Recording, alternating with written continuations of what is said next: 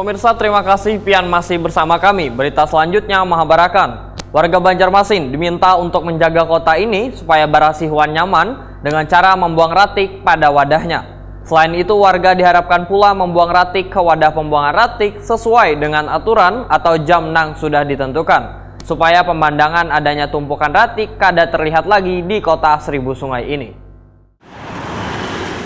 Warga Banjarmasin diminta untuk menjaga kota ini supaya barasihuan nyaman dengan cara membuang ratik pada wadahnya. Selain itu, warga diharapkan pula membuang ratik ke wadah pembuangan ratik sesuai dengan aturan atau jam nang sudah ditentukan, supaya pemandangan adanya tumpukan ratik kada terlihat lagi di kota Seribu Sungai ini. Demikian dipadahkan Wakil Ketua DPRD Banjarmasin Muhammad Yamin, Waitakoni Prima TV jelang tengah hari Senin 6 Maret 2023. Politisi Partai Gerindra ini menegaskan terlepasnya raihan tropi Adipura tahun 2022 membuktikan hasil dari tim penilai bila Banjarmasin masih belum terlihat barasih. Dalam menjaga kebersihan kota ini, ujar Muhammad Yamin, kada hanya tugas dari pemerintah kota, tapi peran serta warga, wan seberataan stakeholder agar tercipta suasana yang barasih di setiap sudut kota. Sehingga seberatan pihak untuk bersama-sama saling bahu-membahu untuk menutupi kekurangan pengelolaan persampahan di Banjarmasin ini.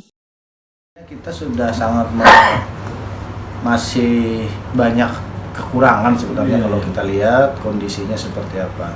Ya, kita kembalikan juga Adipura itu bukan hanya milik pemerintah kota, tapi milik warga kota Banjarmasin sebenarnya, milik kita semua bersama.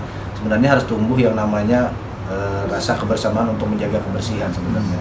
Kalau pengelolaan persampahan memang kita lihat sampai sekarang masih kurang, karena masih banyak sampah yang saat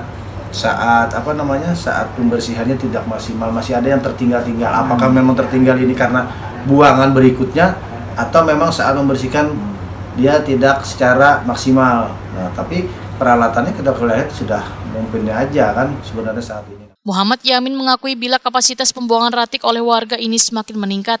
Namun Dinas Lingkungan Hidup Banjarmasin diharapkan bisa lebih memaksimalkan pengelolaan ratik dengan lebih efektif. Muhammad Yamin pun sangat menyayangkan tropi Adipura yang selaus 4 tahun berturut-turut didapatkan Banjarmasin terlepas di tahun 2022 ini. Memang kapasitas pembuangan sampah di Kota Banjarmasin ini sangat berlebihan.